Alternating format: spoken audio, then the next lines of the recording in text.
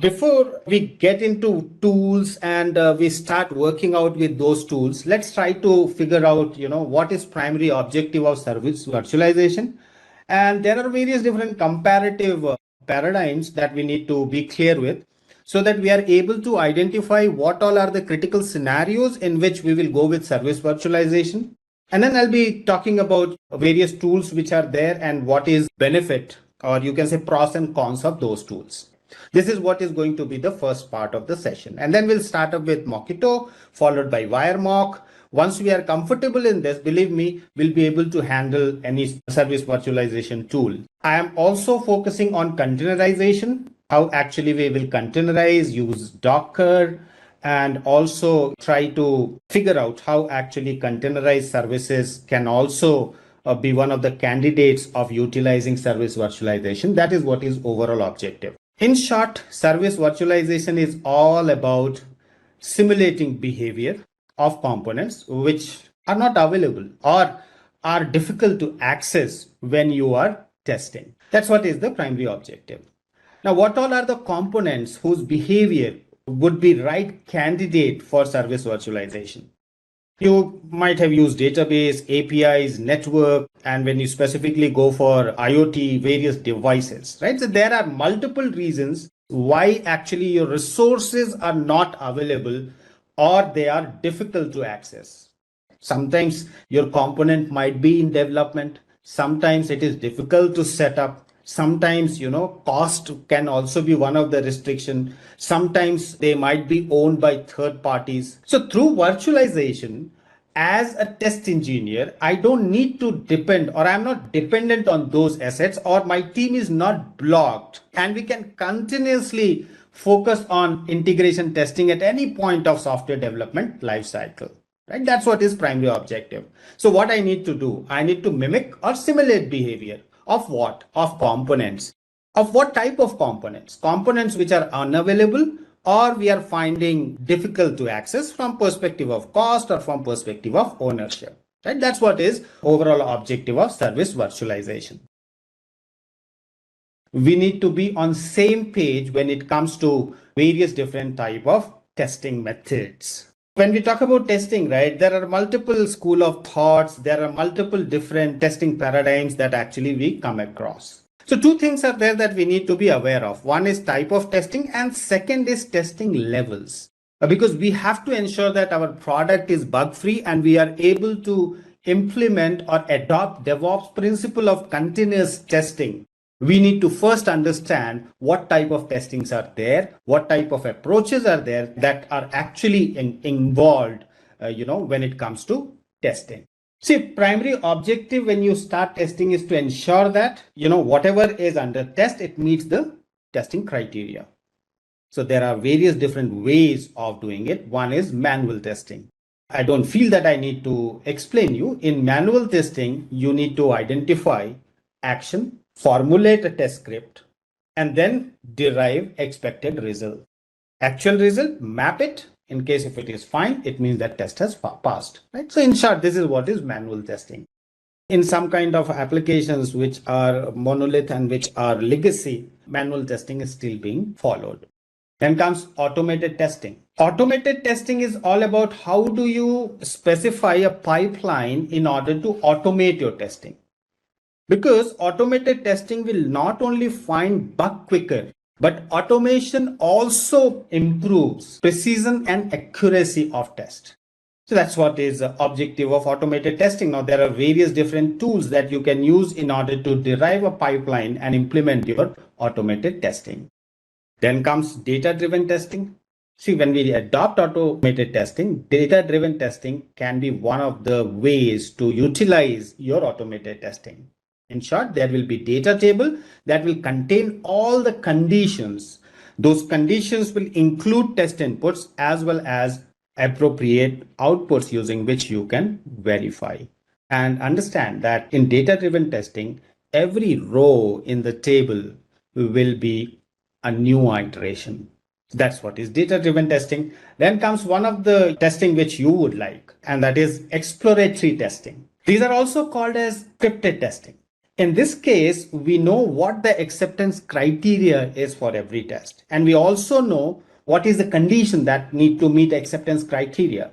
So exploratory testing can be considered as acceptance testing. Now, there are many issues with the acceptance criteria that you need to highlight, and exploratory testing is one of the best way that helps you to recognize potential issues with only a brief summary that explains the expected behavior.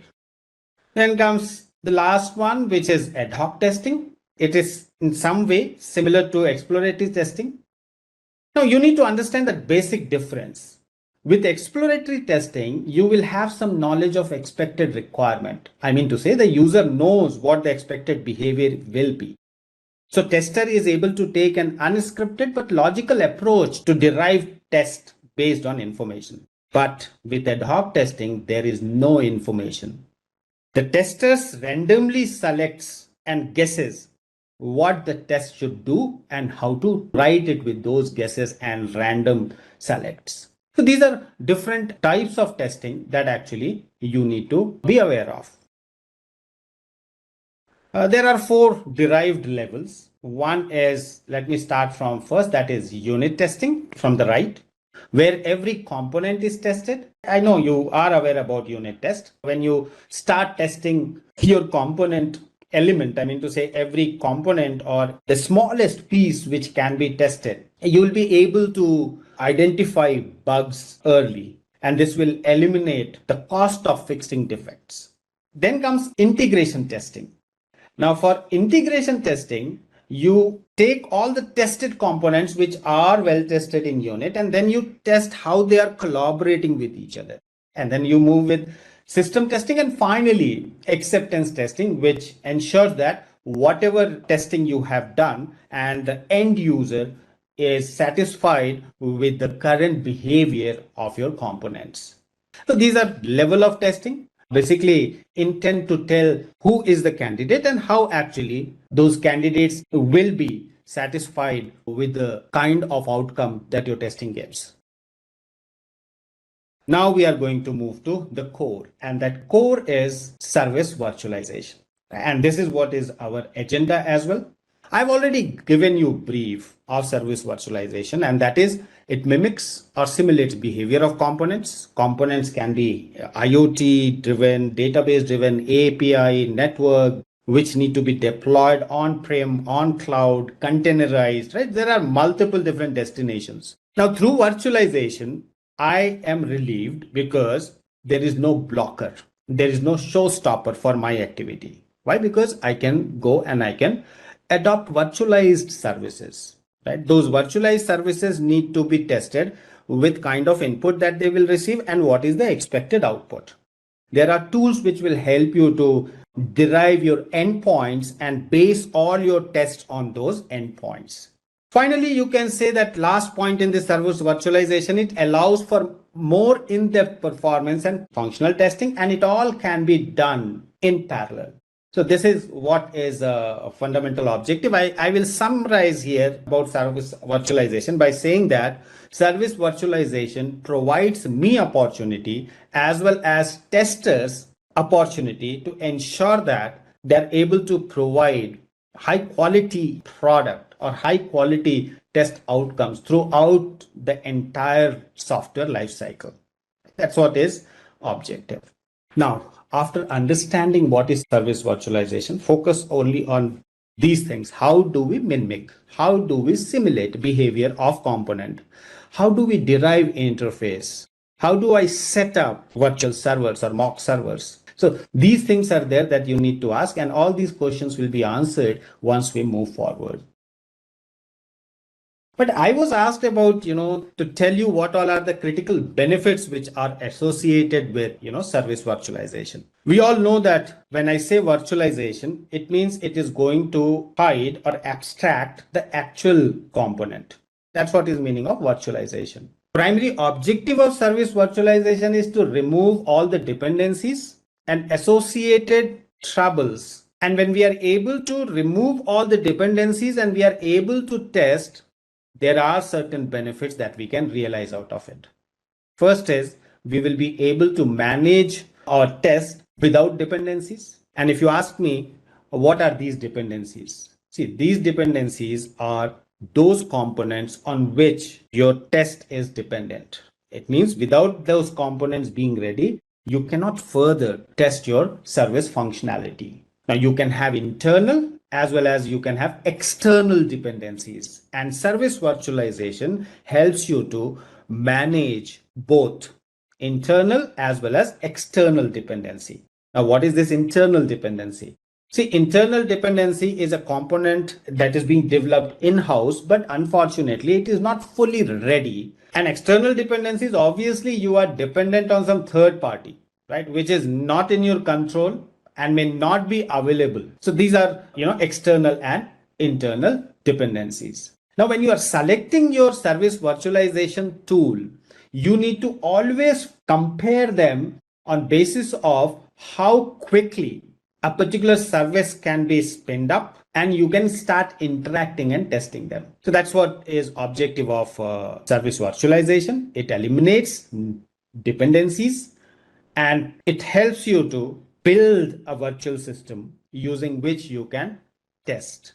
Once your code is tested early, it will reduce time to market, and that's an open fact. Because typically software development life cycle may, have long waiting time because third party or internal dependencies are yet not ready. So API developer might be waiting for someone to release component using which you will be able to test your code.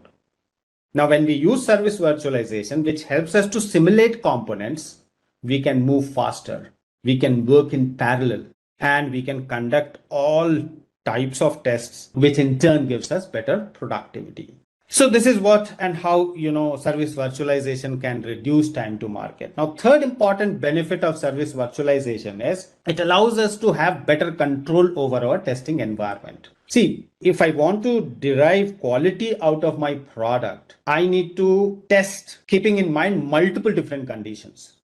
And that's where virtualization comes into play. It helps you to quickly build service API, and on those service APIs, you can go and you can do different type of tests. And since we are not dependent, we can do all these tests early in the development life cycle as we are not blocked now. Another feature that service virtualization provides you is that you can replicate. You can replicate what a service does within that particular environment itself, and that helps developers to understand how it will interact with other part of the system. And this is where you will be able to measure quality, and you'll find that now your product is more productive, less risk is associated with that because you have tested using various conditions, and it also helps you to identify issues early and flag them. So this is how it increases quality. Now, some people tell me that, see, how it is going to reduce cost. Now, assume that you are dependent on some Lambda function, which actually is deployed in AWS. Now you are going to test. When you will test, you will make calls to that Lambda function. And, most of the cloud systems are built as you use them. So you will have some service charge associated. But when you are using service virtualization, it helps you to reduce cost, right? By mimicking this service, which actually is present in a third party environment where you are being charged for each call. This is first benefit that you get from perspective of reduction of cost. Second benefit is when you virtualize your service, you actually reduce infrastructure and operating expense. And obviously labor cost that is associated is also less. So this is how, when you're using service virtualization, you will be able to manage, you'll be able to control the cost. So if someone is asking you that why we are going with service virtualization, simple reasons are, I'm not dependent. It helps me to quickly test and hence reduce time to market.